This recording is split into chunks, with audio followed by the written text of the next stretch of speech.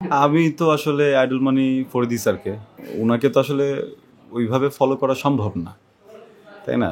Because উনি আসলে আলোর মতো। হুম। উনি একটা লাইট, একজন অভিনেতা হিসেবে উনি এই ইন্ডাস্ট্রির জন্য একটা আলো। তো যেটা হয় যে দেখবেন যে আলো সবাইকে কমফোর্ট দেয়, সবাইকে রাস্তা দেখায়, সবাইকে ভালো রাখে, বা বিভিন্ন জটিলতা থেকে রক্ষা করে। হ্যাঁ, তো ফরিদি ভাইয়ের প্রেজেন্সটাও আমাদের ইন্ডাস্ট্রিতে ওরকমই।